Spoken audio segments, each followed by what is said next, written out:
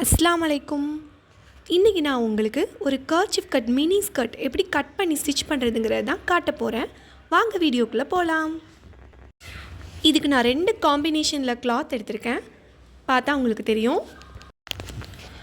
So square ஷேப்பில் cut பண்ணி எடுத்துக்கிறேன்.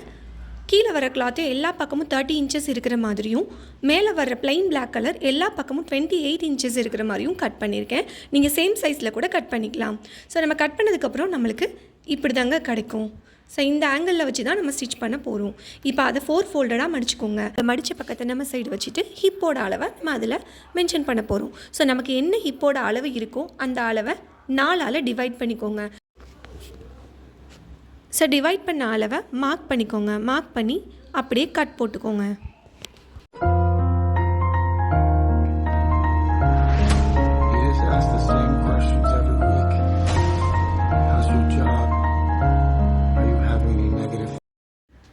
இப்போ நம்ம இடுப்பு பட்டிக்கு அளவு எடுத்துக்கிறோம். ஸோ 5 இன்ச்சு உயரமும் அகலம் என்னோட இடுப்பு அளவு என்ன நமக்கு கிடச்சிதோ அந்த ஸ்கர்ட்டுக்கு அந்த இடுப்பு அளவை தான் நம்ம அகலமாக எடுத்துக்கிறோங்க. ஸோ கட் பண்ணியாச்சு. வாங்க ஸ்டிச் பண்ணுற வீடியோ பார்க்கலாம். முதல்ல நான் பட்டிக்கு கட் பண்ணி வச்சுருந்தேன் இல்லையா, அதை ஜாயின் பண்ணிக்கிறேன்.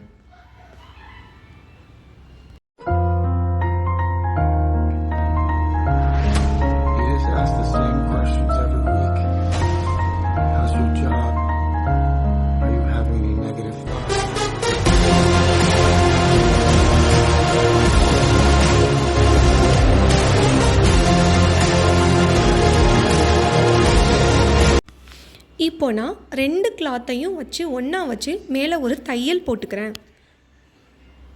தையல் போட்டதுக்கு பிறகு நம்ம பட்டியை வச்சு ஜாயின் பண்ணிக்கலாங்க.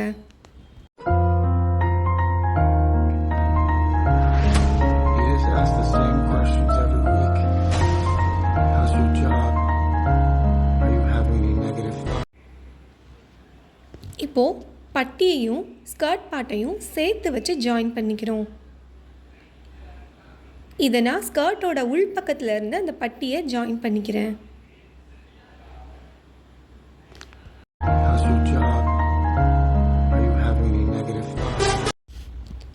ஓகே, இப்போது மடித்து வச்சு ஒரு தையல் போட்டுக்கிறேன். அதை வெளிப்பக்கமாக அந்த பட்டியை மடித்து எலாஸ்டிக் விடணும் இல்லையா, அதுக்காக சுற்றி ஒரு தையல் போட்டுக்கிறேன்.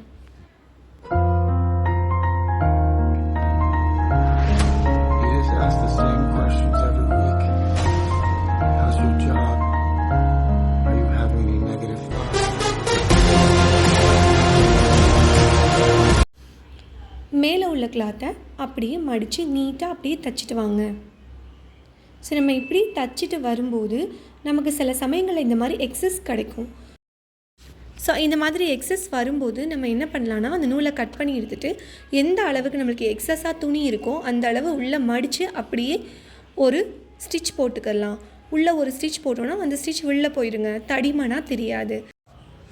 ஸ்டிச்சிங் இந்த மாதிரி பண்ணும்போது எக்ஸஸ் வராமல் பண்ணும்போது ஃபினிஷிங் நம்மளுக்கு நீட்டாக கிடைக்கும். எலாஸ்டிக் விடுறதுக்காக 2 இன்ச் கேப்பை தவிர மிச்சம் எல்லாத்தையுமே ஃபினிஷ் பண்ணிக்கிறேங்க.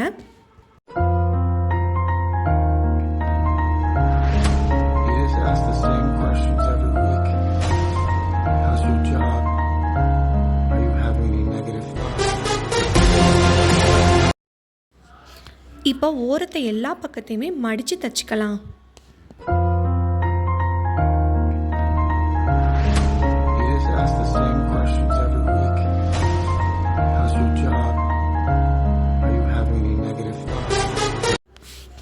எலாஸ்டிக் எப்பயுமே நம்மளோட ஹிப்போட மெஷர்மெண்ட்டுக்கு 4 இன்ச்சு கம்மியாக எடுத்துக்கோங்க.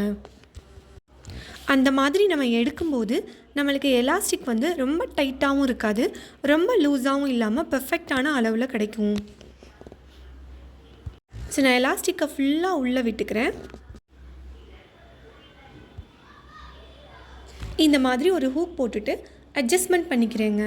ஸோ எதுக்காக நான் அட்ஜஸ்ட்மெண்ட் இப்போது பண்ணுறேன் அப்படின்னா, உள்ளக்க ஏதாவது கொஞ்சம் எலாஸ்டிக் பெரண்டு இருந்துச்சு அப்படின்னா நமக்கு ஸ்டிச் போட்டதுக்கு பிறகு அது சிரமமாயிடும்.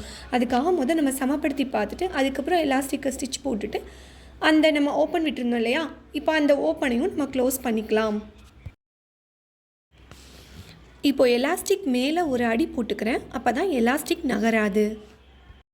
நல்லா கையை வச்சு ஸ்ட்ரெச் பண்ணி போட்டுக்கோங்க எலாஸ்டிக் மேலே அடி. இப்போது நம்மளோட கர்ச்சீஃப் கட் ஸ்கர்ட் ரெடி ஆயிடுச்சு. இது மாதிரி நம்ம 3 or 4 லேயர்ஸ் வச்சு கூட பண்ணலாம். பிடிச்சிருந்தால் லைக் பண்ணுங்கள். தேங்க்யூ ஃபார் வாட்சிங்.